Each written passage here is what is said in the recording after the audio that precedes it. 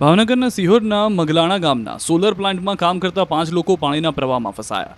મગલાણી નદીમાં ભારે પૂર આવતા ફસાયેલા 5 લોકોને બચાવવા સ્થાનિક તરવૈયાઓ પાણીમાં ઉતર્યા હતા, પરંતુ પાણીનો પ્રવાહ વધી જતા બચાવ કામગીરી માટે ગયેલા 3 તરવૈયાઓ જ ફસાઈ ગયા.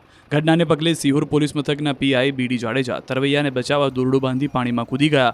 પાણીની ઊંડાઈ 6 ફૂટ કરતાં વધારે હોવા છતાં પીઆઈ જાડેજાએ પોતાની પરવા કર્યા વગર પાણીમાં ઉતરી ગયા. બાદમાં સ્થાનિક લોકોની મદદથી હાલ 3 તરવૈયાઓનું રેસ્ક્યુ કરાયું. જોકે હજુ પણ 5 જેટલા લોકો પાણીમાં ફસાયેલા હોવાથી બચાવવા માટે વહીવટીતંત્ર દ્વારા બોટ મંગાવવામાં આવી.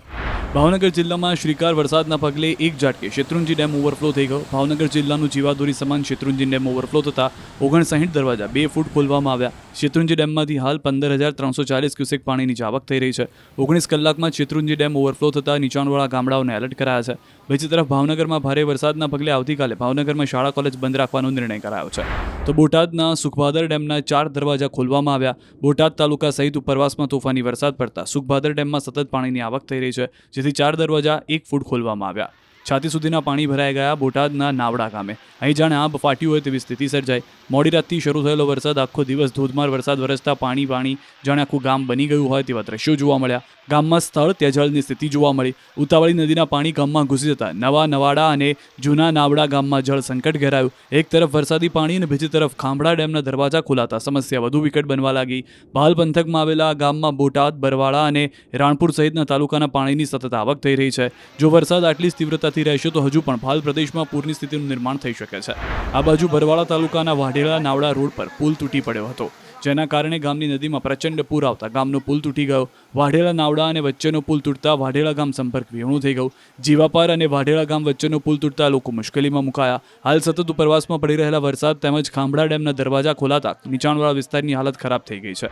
ભારે વરસાદને કારણે બરવાળાનું ખાંભડા ગામ બેટમાં ફેરવાઈ ગયું. ગામની શેરીઓ જાણે કે સ્વિમિંગ પુલ બની ગઈ. બજારોમાં 6 ફૂટ પાણી ભરાઈ જતા સ્થાનિકોએ આગાસી ઉપરથી ધુબાકા માર્યા. પાણીના પ્રવાહમાં નહાવાની મજા લેતા યુવાનો નજરે પડ્યા. વરસાદી પાણીએ બોટાદ શહેરને પણ બાનમાં લીધું. બોટાદ શહેરમાં સતત ધોધમાર વરસાદને કારણે ચારે તરફ પાણી ફરી વળ્યું.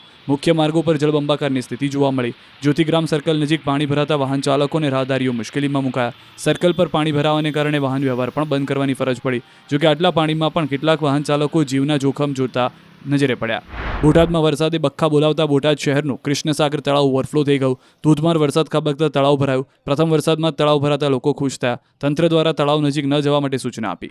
બોટાદ તાલુકાના જનડા નિગાળાના હાલ જોઈ લો. એવો વરસાદ વરસ્યો કે ગામનો પુલ જ તૂટી ગયો. જનડા નિગાળાનો પુલ પાણી સામે ટકી શક્યો ન હતો. પાણીના પ્રવાહમાં તણાઈ ગયો હતો, જેથી રસ્તો બંધ થઈ ગયો. તો બરવાળા તાલુકાના ભીમનાથ ખાતેની લીલકા નદી પણ લાલઘૂમ બની. ઉપરવાસમાં ભારે વરસાદને પગલે તમામ ચેકડેમ ઓવરફ્લો થતા આકાશી પાણી તોફાની બની લીલકા નદીમાં આવી પહોંચતા નદી ગાંડીતુર બનીને વહેવા લાગી. બરવાળામાં પણ વરસાદે ભૂક્કા બોલાવતા સ્થળ ત્યાં જળની સ્થિતિ સર્જાઈ. બરવાળા તાલુકાના ભીમનાથ ગામનો રેલવે અંડરબ્રિજ પાણીમાં ગરકાવ થયો. રેલવે અંડરબ્રિજમાં પાણી ભરાતા તાલુકાના અનેક ગામો સંપર્ક વિહોણા થયા. બોટાદ જિલ્લાનો વધુ એક ડેમ ઓવરફ્લો થતા દરવાજા ખોલાયા. રાણપુર તાલુકાના ગુંદા ડેમના 2 દરવાજા 0.30 મીટર ખોલાયા. પાણી બરવાળા તાલુકાની ઉતાવળી નદીમાં છોડાયું, જેથી નીચાણવાળા ગામને એલર્ટ કરાયા. ભાવનગરના સિહોરમાં જળતાંડવથી અનેક ગામમાં તારાજી સર્જાઈ. ભારે વરસાદના પગલે અનેક ગામડાઓ સંપર્ક વિહોણા થયા. સિહોર તાલુકામાં તો આબ ફાટ્યું. 48 કલાકથી અવિરત વરસાદથી જનજીવન પ્રભાવિત થયું. હાલ મેઘરાજાએ વિરામ લીધો છે, પરંતુ વરલ ગામથી ઠેર ઠેર નુકસાની દ્રશ્યો સામે આવ્યા છે. ગામમાં આવેલ નદીમાં જાડી ઝાંખરા અને ઝાડ ફસાઈ ગયા હોવાના દ્રશ્યો જોવા મળ્યા. તેમજ ગામના અનેક ઘરો અને દુકાનોમાં વરસાદી પાણી ઘૂસી ગયા. વરલથી ભાખર જવાનો રસ્તો બંધ કરી દેવામાં આવ્યો. QR કોડ સ્કેન કરો અને ડાઉનલોડ કરો ન્યૂઝ 18 એપ. મેળવો ગુજરાત અને દેશ દુનિયાની પળે પળની અપડેટ્સ.